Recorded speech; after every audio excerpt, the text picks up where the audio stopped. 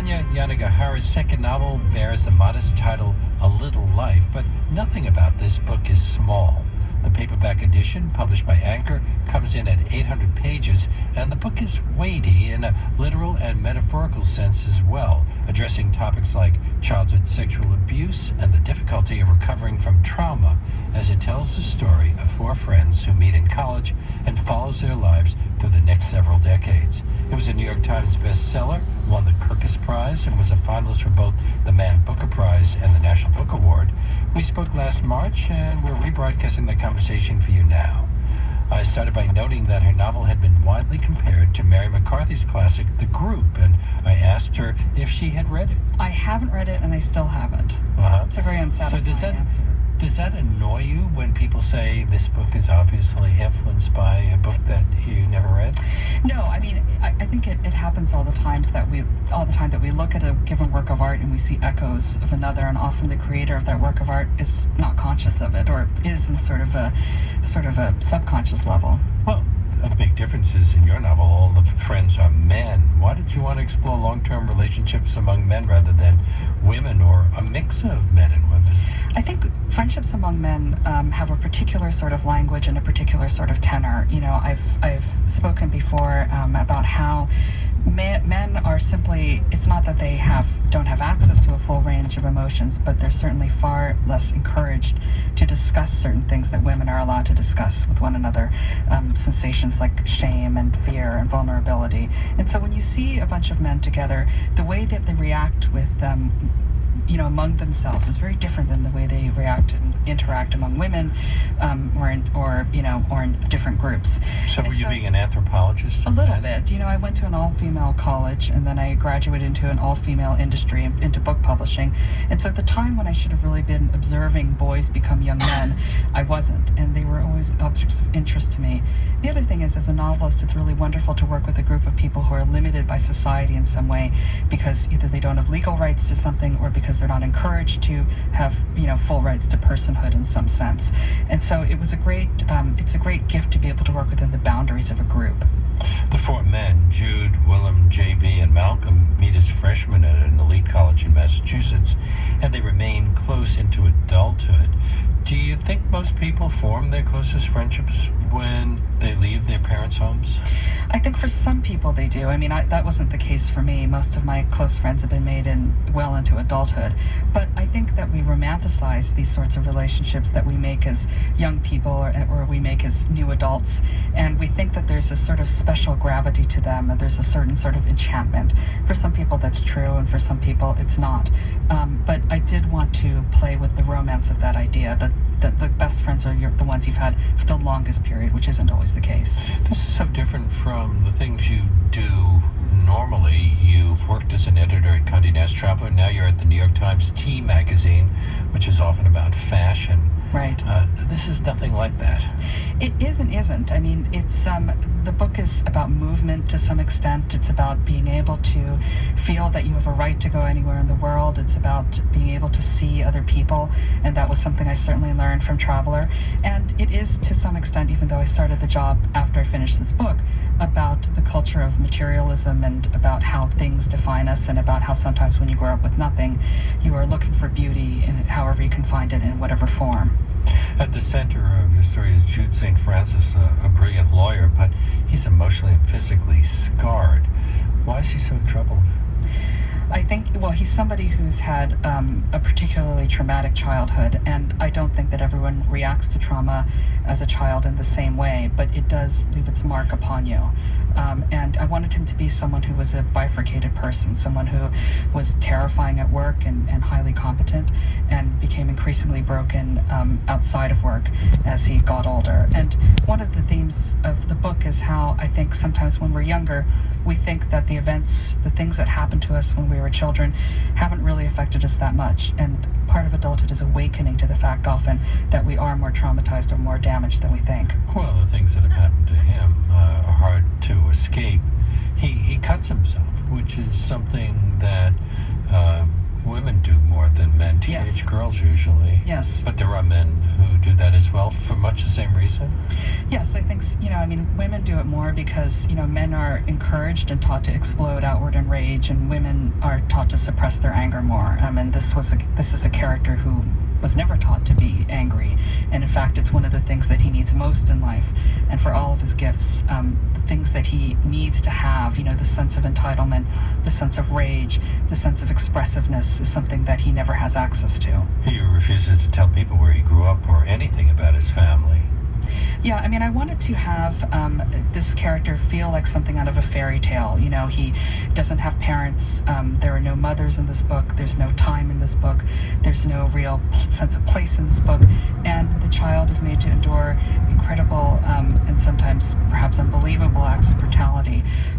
If you're talking about fairy tales, his past is really grim. It's very grim in both senses. Some reviewers have objected to the gruesome nature of some of your descriptions. Why was it important for you to get so specific? I think part of what a reader does when she begins a novel is she's bearing witness to the lives in that novel. And violence, the particularities of violence, the specifics of violence and brutality are a part of everyday life, and therefore they're a part of the novel as well.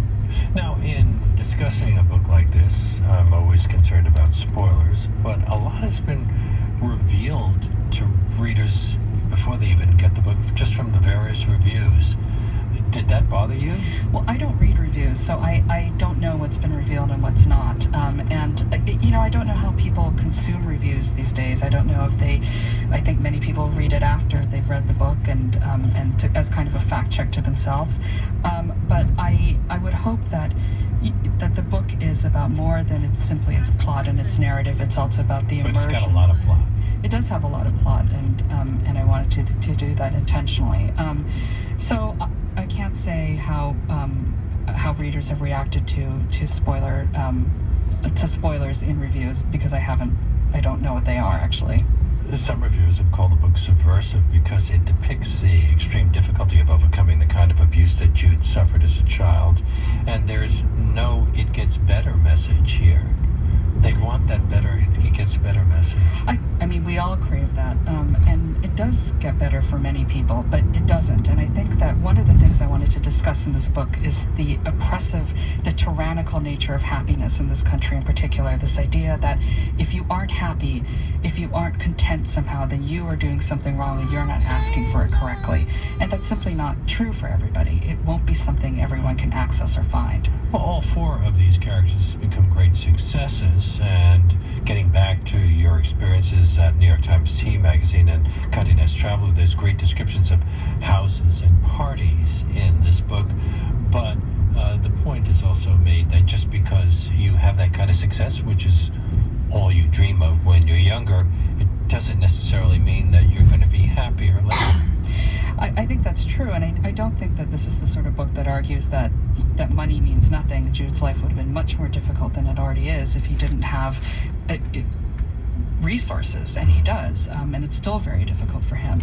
But this is also a book about the particular kind of ambition of New York, and that ambition in New York often manifests itself as people fetishizing success in a certain way. You'll go to these parties or dinner parties, and people start whipping out their CVs as you go around the table, explaining what they do and how successful they are in their given industry or field. And that is something that made it feel to me less than the geography of the city, a very particular book to this particular city at this particular moment.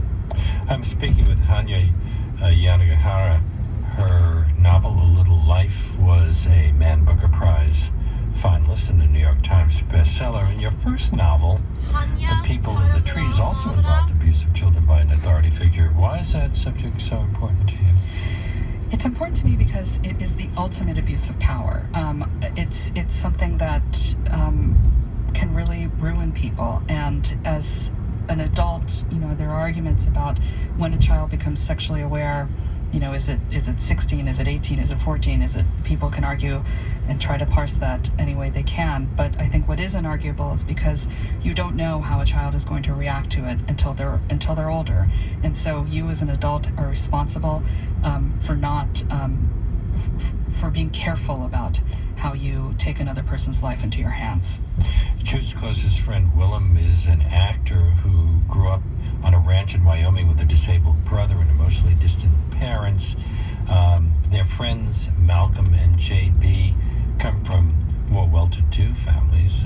After college, Malcolm, an architect, lives with his parents in their Upper West Side New York townhouse until he can get himself going.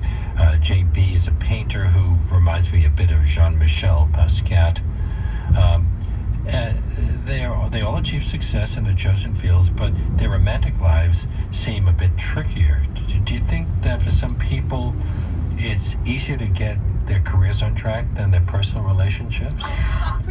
That's a good question. It does seem that wherever you are and as we get older, we really do measure ourselves by on those two tracks, how we're doing romantically or personally and how we're doing in our career.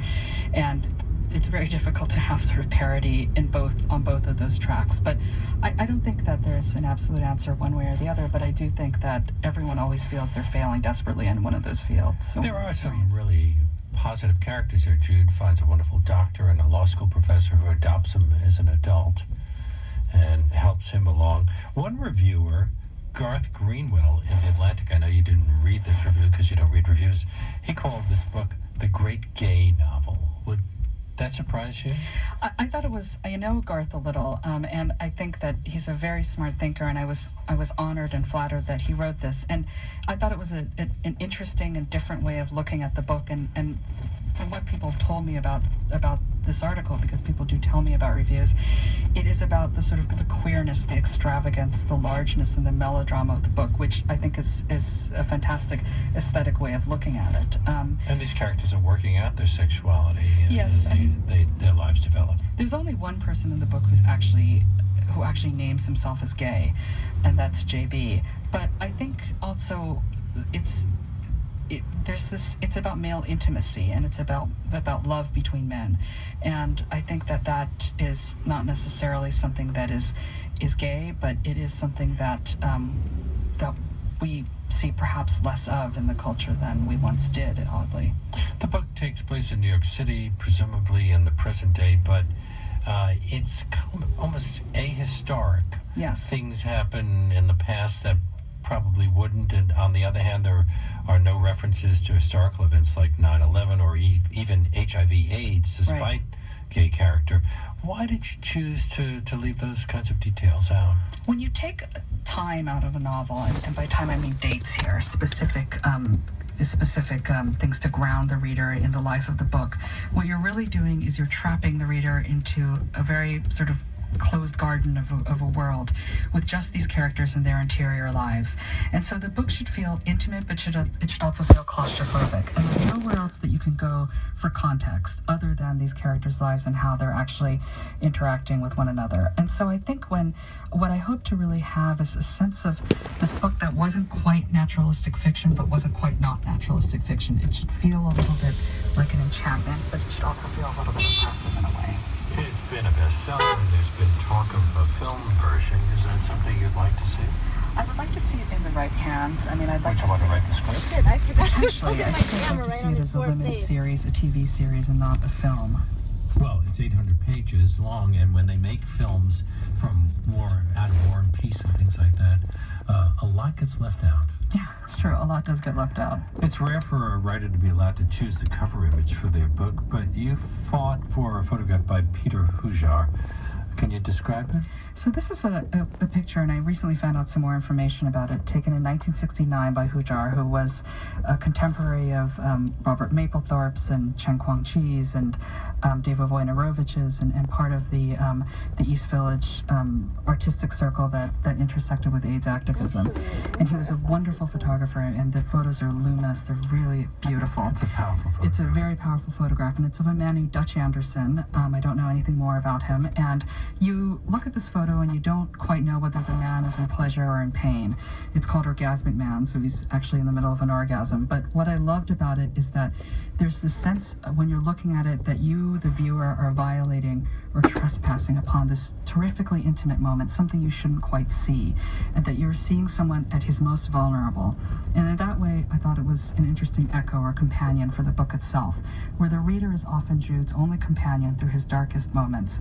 And sometimes in the book, the reader knows more than the characters, and sometimes the characters know more than the reader. But there are times in which Jude is left utterly alone, and you, the reader, are the only one witnessing him. And I thought that the cover expressed